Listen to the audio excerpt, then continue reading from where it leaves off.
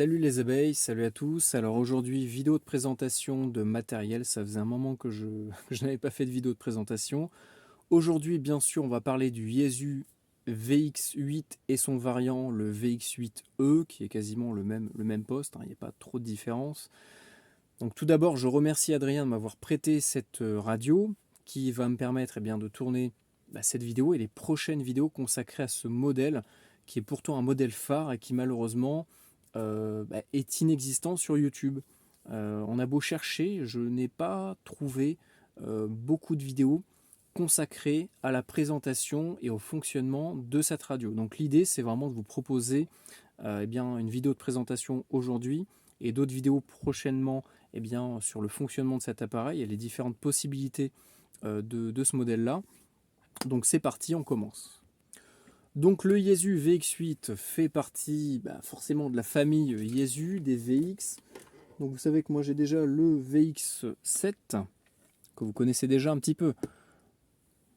Et le baby, il est où? Il est là, le VX3 qui est un vieux modèle mais qui est toujours relativement intéressant. Donc il faut savoir tout d'abord, parce que ça va être les premières questions que vous allez me poser, oui, où est-ce qu'on peut acheter un Yaesu? Où est-ce qu'on peut acheter un VX8? Où est-ce qu'on peut acheter un VX7? Où est-ce qu'on peut acheter un VX3? Malheureusement, ces postes-là ne sont plus commercialisés aujourd'hui. Donc vous allez pouvoir les retrouver sur les sites de vente d'occasion, mais bien souvent ils sont vendus vraiment très très cher, puisque ce sont des postes quand même relativement recherchés par leur polyvalence, leur rusticité et leur fiabilité. Donc on va faire un petit unboxing, hein. Je fais jamais ça parce que je déteste ouvrir des boîtes, je trouve stupide de montrer « Oh, vous voyez, j'ouvre des boîtes ». Mais aujourd'hui, on va voir ensemble qu'est-ce que Adrien m'a envoyé pour vous présenter cette vidéo. Et je trouve ça sympa. Donc bien sûr, on a le poste, hein, ça serait un peu bête de ne pas avoir le poste alors qu'on parle de ce modèle-là. Heureusement, il était dans la boîte. On a bien sûr l'antenne d'origine, donc ça va me permettre de vous en parler parce que c'est une antenne vraiment très intéressante à avoir dans son équipement. Donc c'est une antenne, on va dire, multibande et assez polyvalente. Donc antenne d'origine. On a à l'intérieur de la boîte, hop, on va l'ouvrir. Boîte d'origine en plus, attention. On a une deuxième batterie, une toute petite batterie, donc ça m'a permis de découvrir qu'en fait, Yaesu font des petites batteries comme ça, hyper compactes. Donc certes, l'autonomie n'est pas énorme, mais ça permet, en cas de besoin, d'interchanger les batteries et d'avoir quelque chose de très compact, puisque le poste déjà de base est vraiment très fin, et ça permet d'avoir vraiment quelque chose qui rentre dans une poche et qui est vraiment très léger. Donc si vous voulez voyager ou même si vous voulez vous balader avec un poste sans qu'il prenne trop de place, ça va vous permettre comme ça d'avoir soit une batterie de secours, soit une batterie hyper compacte. Donc je vais rester sur la batterie d'origine. La batterie standard, c'est une 7,4 volts, hein, comme quasiment tous les postes, en 1 ampère 8, donc ça permet d'avoir quand même relativement une bonne autonomie, même si je trouve que les postes Yaesu ont tendance à pas mal consommer sur ces batteries-là, notamment le FT5D, et celui-là je trouve qu'il consomme beaucoup moins, mais je sais pas. Voilà, comparé à d'autres postes, je trouve qu'il consomme un petit peu, mais bon, c'est pas non plus hyper grave. Donc 7,4 volts, 1 ampère 8. On voit qu'on peut tirer jusqu'à 14 ampères heure. Donc si on a 1 watt, on peut transmettre pendant 14 heures. C'est pas mal. Donc on va rester sur cette batterie-là. Donc il faut savoir que ces batteries-là sont exactement les mêmes que le FT5D, donc le Yaesu FT5D, que vous connaissez déjà un petit peu, je vous l'avais présenté. C'est exactement les mêmes batteries. Donc ça va vous permettre d'en retrouver facilement dans le commerce, de trouver des accessoires en plus. Maintenant, ils font même des batteries dans lesquelles on peut mettre des piles. Donc on peut, vous voyez, tout à fait, mettre une batterie de VX8 sur un FT5 ou l'inverse, puisque ce sont exactement les mêmes batteries. À l'intérieur, qu'est-ce qu'on retrouve également? On va retrouver un câble de programmation que je n'ai pas encore testé. Moi, j'aime bien tout programmer sur le poste, mais on va quand même se consacrer sur la programmation par ordinateur parce que déjà Adrien m'avait demandé ça, et puis ça va me permettre de vraiment tester ensemble la programmation par un câble de poste Yaesu. Avec, il m'a également mis le module GPS, puisque ce poste-là peut faire GPS. Donc dès que je dis GPS, c'est pas afficher une carte, hein, c'est juste GPS, c'est un principe de localisation. Donc le poste peut faire de la localisation par les protocoles GPS.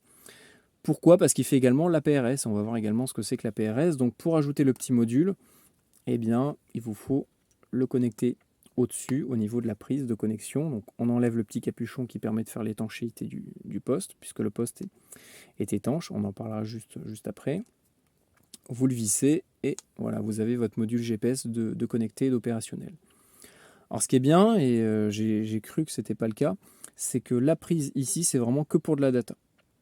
On voit micro in/sp et j'ai l'impression qu'on a également une prise micro, une prise casque ici. Donc voilà, je n'ai pas encore testé, mais apparemment on peut donc à la fois avoir un module GPS connecté sur l'entrée et la sortie d'ici et avoir un micro déporté sur cette prise là. On va le tester une prochaine fois, mais voilà, pour le moment moi je pars du principe que c'est censé être le cas. On peut avoir les deux en même temps. Parce que je m'étais dit, mince, il faut avoir soit le micro déporté, soit le module GPS. Mais comment je fais, moi, si je veux le GPS en plus du micro déporté? Donc apparemment, ils ont vraiment pensé à tout. Voilà, est-ce que je vais arriver à l'enlever? Il est un petit peu long parce que forcément, c'est un système étanche. Enfin, je ne sais pas si le module GPS est étanche, mais en tout cas, tout le poste est étanche, lui. Voilà, c'est bon. Donc, on est sur une prise vraiment spécifique à Yaesu. On dirait un peu des prises autant... des postes militaires, mais voilà, c'est un autre standard, mais ça reste vraiment un standard Yaesu. Ensuite, on a forcément le petit caoutchouc qui nous permet de rendre tout ça étanche. On a un bouton rotatif qui va nous permettre à la fois de sélectionner la fréquence et de régler le volume. Ici, on a une entrée d'alimentation. Donc ça, c'est pareil, l'alimentation très intéressant d'avoir du Yaesu. Pourquoi? Parce que c'est standard. Si je prends le câble d'alimentation qu'Adrien m'a fourni et qui est fourni avec, c'est vraiment l'alimentation d'origine, eh bien je peux aussi bien le brancher sur le VX8 directement ou par le socle, parce que nous avons également un socle de charge. La charge est un peu plus rapide via le socle, mais si jamais vous ne voulez pas vous encombrer avec ça, vous pouvez tout à fait l'alimenter entre 7 et 12 volts, voire un peu plus, directement via la connexion ici, mais faites attention, le caoutchouc va s'user. Donc je peux le brancher donc, sur mon poste là. La même prise, vous voyez c'est toujours la même, je peux la mettre sur mon FT5D. Hop, c'est compatible. Si je prends mon VX7, c'est également la même prise. Malheureusement, sur le VX3, vu que lui fonctionne non pas en 7,4 volts, mais en 3,7 volts, on ne pourra pas le rendre compatible. C'est le seul petit inconvénient. Donc on voit que c'est également compatible. Et moi, ce que je vous recommande, si vous prenez un Yaesu, c'est de prendre également ce petit cordon que vous allez trouver pour même pas 10 €. Donc c'est un petit redresseur de tension, un peu comme pour les Baofeng ou autres, qui va vous permettre de faire rentrer du 5 volts en USB ici, donc via un power bank ou un panneau solaire ou ce que vous voulez. Et de l'autre côté, vous allez sortir du 12 volts sur une prise Yaesu. Et j'allais oublier, ceux qui ont des postes de style FT817, FT818, eh bien vous pouvez également connecter. C'est la même prise, donc ça c'est vraiment cool. Donc maintenant parlons de l'appareil en lui-même. Pourquoi avoir ce modèle-là? Pourquoi choisir du Yaesu et non pas juste une radio à 30 €? Vraiment cette radio-là est ultra polyvalente, ne serait-ce qu'au niveau de ses fréquences de réception et même d'émission, puisque le poste peut également faire de la transmission sur énormément de fréquences différentes. On a un WFO, donc on va le voir juste après, mais on va pouvoir couvrir différentes fréquences selon les VFO. Donc le VFO, je rappelle que c'est juste l'affichage. Donc là, c'est le VFO du bas et le VFO du haut. Donc on va se concentrer sur celui du haut pour le moment. Là, on est en mode mémoire, on va passer en mode fréquence. On voit qu'on peut couvrir la bande des 6 mètres, donc 50 mégas, donc la bande radioamateur des 6 mètres. On va pouvoir transmettre dessus. On va très facilement changer de bande ici via le bouton bande. Là, on est sur la bande aéronautique. Ensuite, la bande radioamateur VHF. On peut bien sûr aller un peu plus haut. On peut monter sur, par exemple, 156-800. On peut tout à fait aller sur la bande maritime. Il n'y a aucun problème. et encore plus haut, puisque le poste permet de monter jusqu'à 200 mégas, même plus haut, hein. Donc 200 mégas, ça c'est la bande des 1,5 m si je ne me trompe pas, radioamateur, mais elle n'est pas accessible chez nous, donc chez nous il n'y aura aucun intérêt à se mettre dessus. On peut également monter un peu plus haut, 300 mégas, et là on passe directement sur la bande UHF qu'on connaît tous, avec le PMR 446, le LPD 433, la bande radioamateur même en général. Bref, le poste est vraiment conçu pour un usage au niveau large fréquence, on va dire. On va pouvoir monter jusqu'à 999 mégas. Donc là, hop, si je tape 9.800 par exemple, on voit qu'on peut monter jusqu'à quasiment 1000 MHz. Et en fréquence la plus basse couverte par l'appareil, on peut aller jusqu'à 1 méga 800. Donc ça va nous permettre, sur les fréquences basses, d'écouter eh bien, les stations ondes courtes, les stations de radiodiffusion ondes courtes, pour écouter des radios étrangères, ou même si vous êtes en voyage, entendre des stations françaises. En cas de catastrophe, pouvoir écouter les ondes courtes pour récolter de l'information si jamais il y a besoin, puisque normalement la France a des émetteurs en ondes courtes en cas de catastrophe. On va pouvoir, alors, je vais revenir dessus. On va pouvoir également écouter les bandes CB, la bande CB, les bandes radioamateurs. Et voilà, après on a fait le tour. Donc le poste peut couvrir de 1 méga 800 à quasiment 1000 MHz. Donc c'est vraiment pas mal. Par contre, ça sera uniquement sur le VF audio. Donc en haut, on peut vraiment faire toutes les fréquences que je viens de vous dire. Alors j'ai testé tout à l'heure, malheureusement on ne peut pas couvrir la bande SRD 860. Vous voyez que si je tape 860, le poste ne le prend pas en compte, puisque pas mal de fabricants bloquent les fréquences aux alentours entre 7 et 1000 mégas. Pourquoi? Parce que c'est la bande sur laquelle on a également les fréquences de téléphone. Alors bien sûr, on ne pourra pas écouter des téléphones, hein. C'est du numérique, mais c'est pour éviter, je pense, toute perturbation ou tout risque d'écoute, de brouillage ou autre.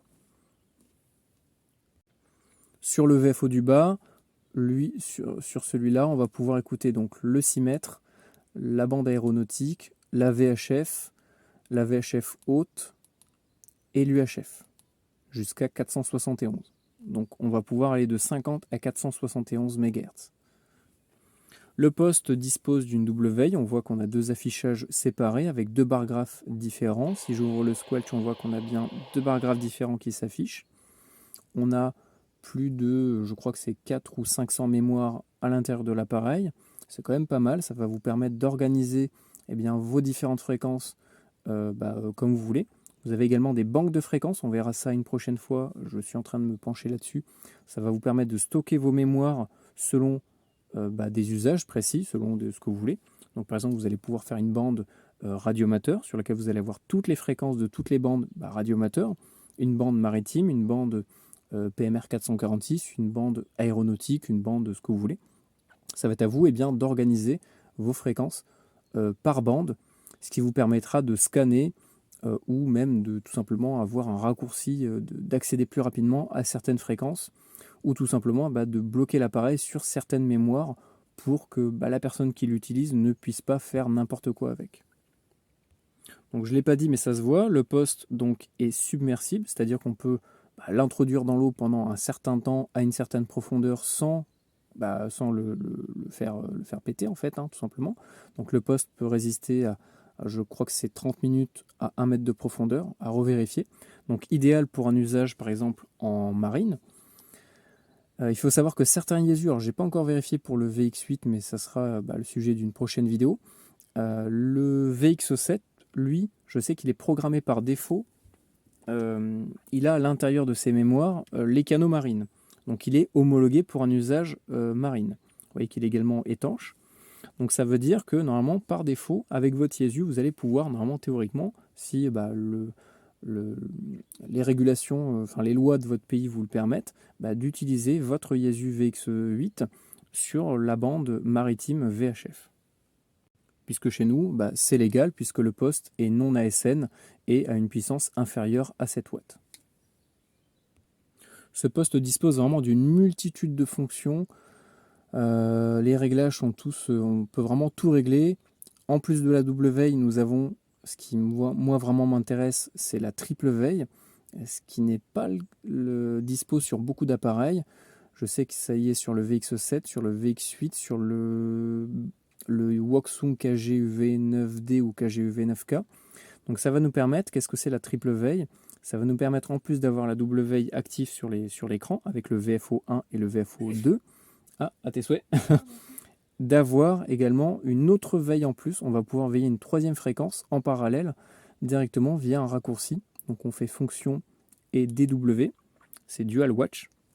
Et le poste va automatiquement, tous les temps de secondes, rebasculer sur la fréquence que vous allez déterminer à l'avance, pour savoir s'il y a une communication en cours. Donc ça va être à vous, selon vos besoins. Si c'est du maritime, c'est le canal 16.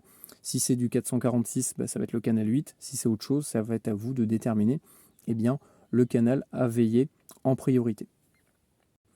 Le poste, bien sûr, c'est un poste analogique, même si il peut faire la fonction paquet radio, qu'on appelle également APRS, c'est un peu le même protocole. Donc on a un menu directement APRS, dans lequel on va pouvoir voir notre position, l'altitude, pression atmosphérique, si je ne me trompe pas. En tout cas, on a le speed, donc la vitesse, l'altitude, le positionnement, et on va pouvoir voir la direction des autres appareils. Et je n'ai pas encore testé, mais peut-être qu'avec le module GPS, on peut également avoir une boussole. Ça, je n'ai pas encore testé.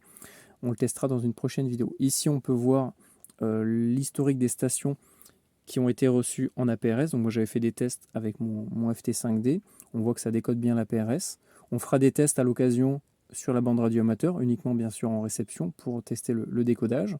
Mais on peut avoir jusqu'à 40 stations d'enregistrer dans notre appareil qu'on va pouvoir consulter plus tard. Ici, on va pouvoir rentrer un message APRS. Bref, voilà, ça va nous permettre d'envoyer de la donnée, du positionnement, nous géolocaliser automatiquement directement via l'appareil, en fait, via la fonction APRS intégrée à l'appareil. Cet appareil-là a vraiment été conçu dans un but, d'après moi, d'usage en extérieur. Il est déjà étanche. Il consomme pas beaucoup d'énergie grâce à son écran, on va dire monochrome. On peut régler facilement l'éclairage. On peut avoir des batteries d'assez grosse capacité. Il est renforcé sur les côtés au niveau des caoutchoucs.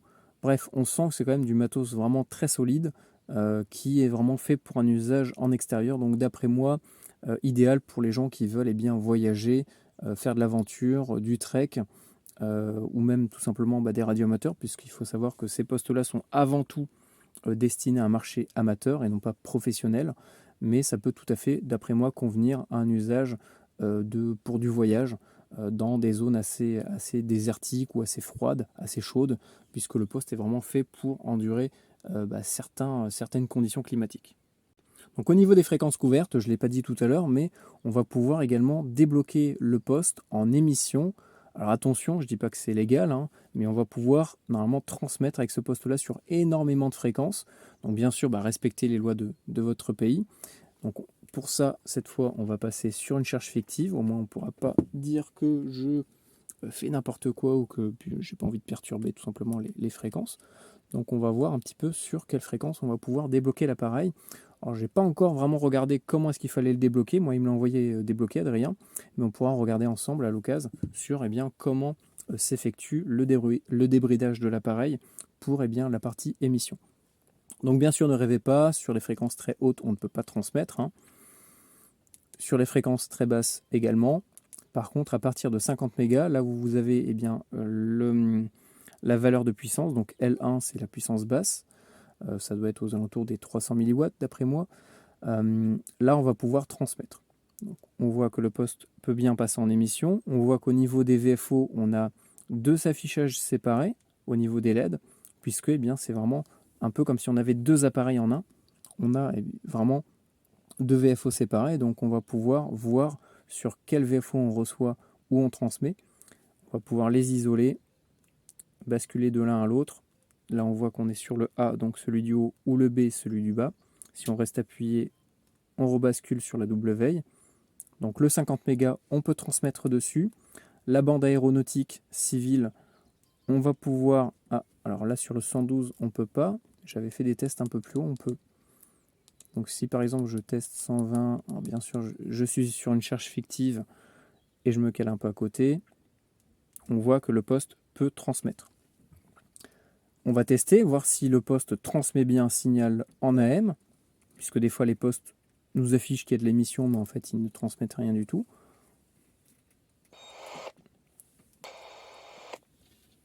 Un, deux.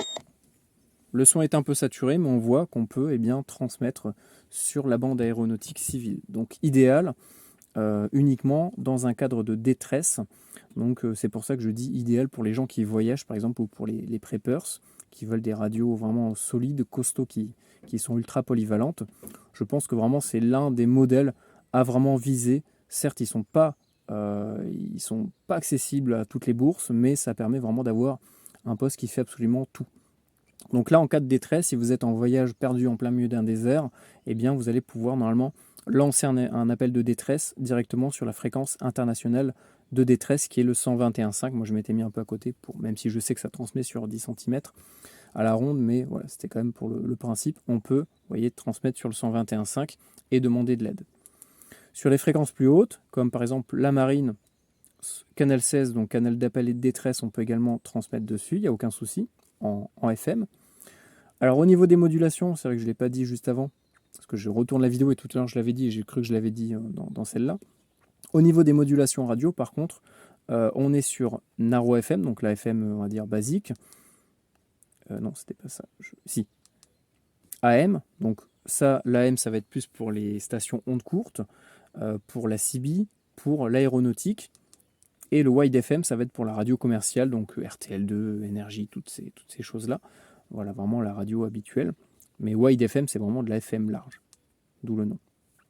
Donc, par défaut, sur la marine, c'est en Narrow FM, on voit que ça peut également transmettre. On peut également transmettre sur la bande des 200 mégas, qui n'est pas autorisée chez nous, on voit que ça peut également transmettre. 300 mégas, on peut également, mais faites attention, pareil, c'est interdit, toute la portion de 200 à 400, c'est strictement interdit d'y mettre les pieds. Bien sûr, la bande UHF qu'on connaît tous, 430, 433, 500 par exemple, on peut également transmettre. 446, on peut également transmettre dessus. Alors pourquoi là? Oula, ça a balancé pleine puissance.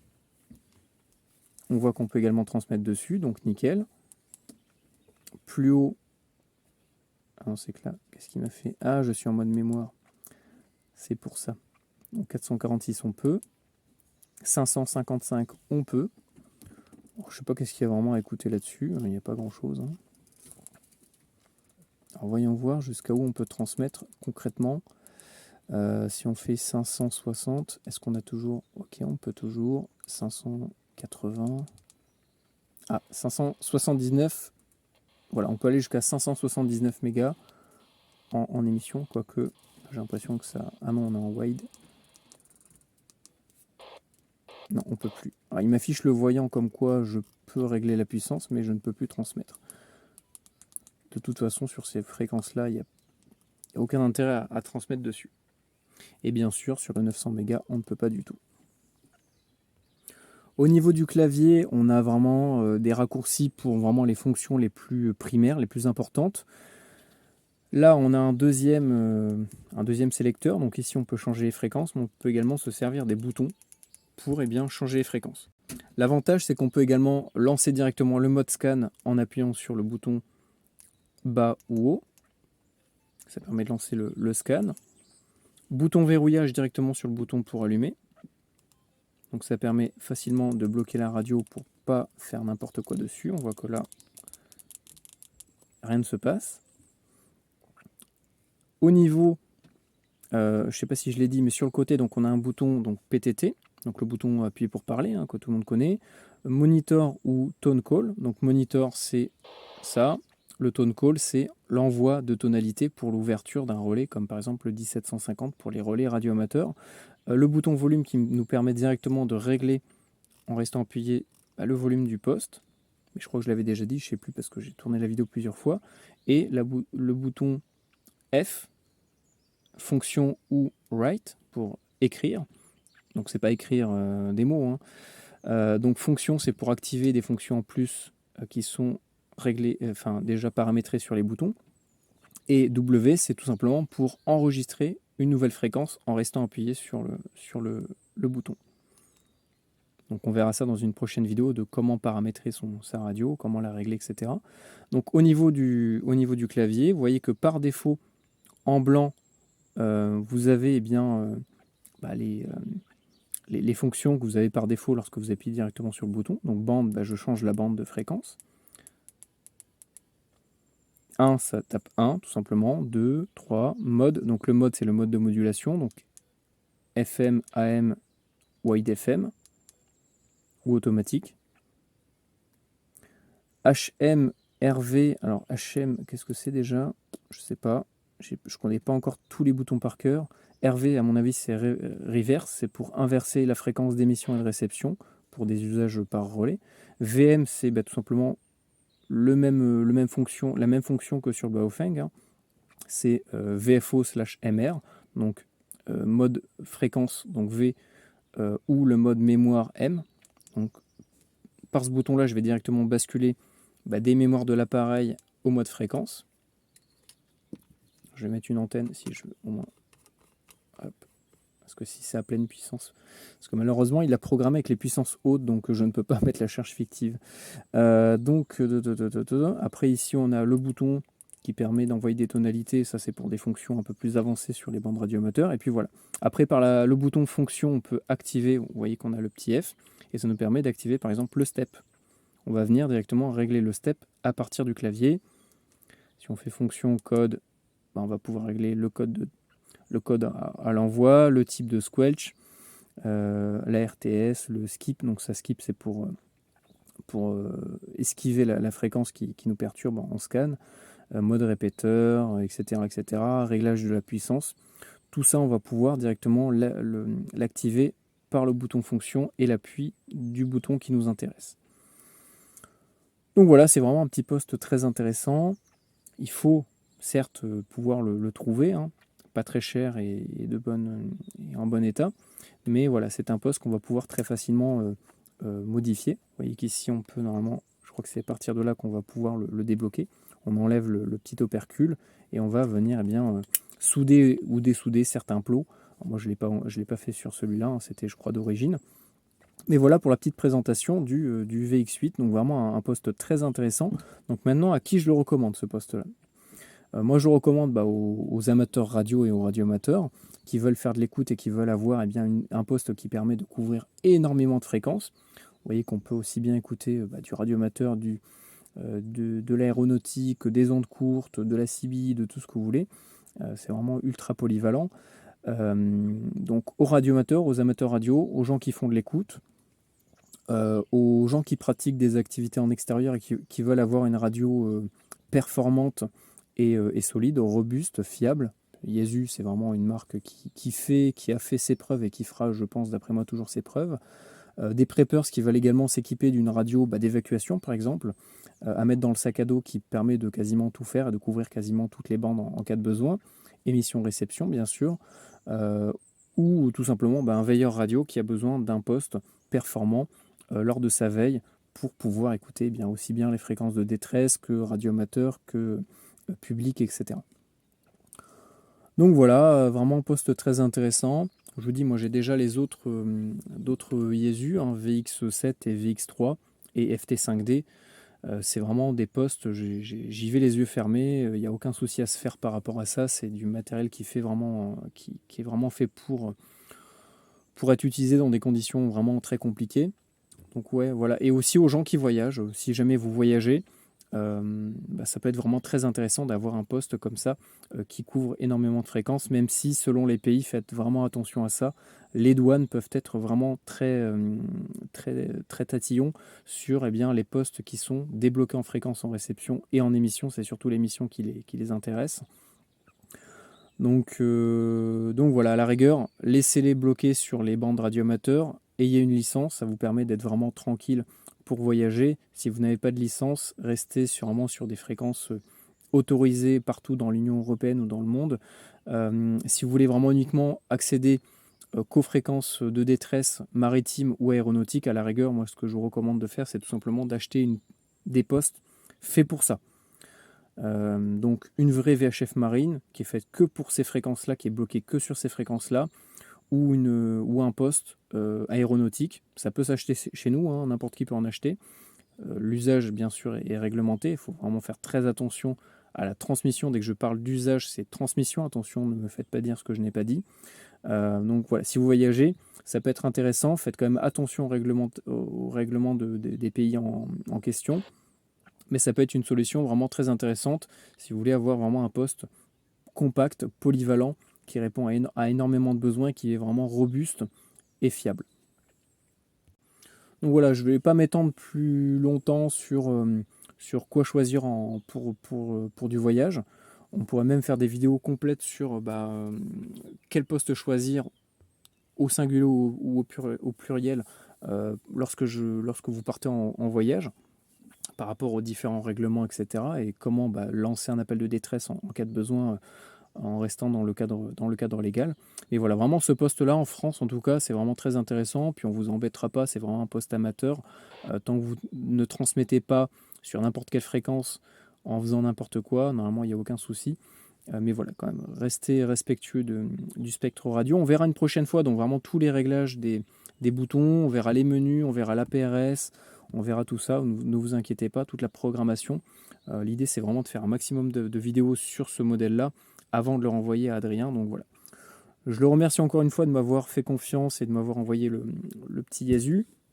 N'hésitez pas à poser vos questions, si jamais vous voyez que je n'ai pas abordé certains aspects du poste. On pourra également parler de la qualité en réception. Enfin, j'en ai même pas parlé parce que ça me semblait tellement logique que le poste est vraiment bon en réception que je ne l'ai pas fait. Mais voilà, il faut savoir que le gain micro est vraiment très bon. On peut le régler facilement. Enfin, la qualité audio est vraiment très bonne, aussi bien en réception qu'en émission. Par contre, en réception, le son n'est pas non plus hyper fort. Hein. Pas non plus s'attendre à du Motorola. Ça reste des postes amateurs.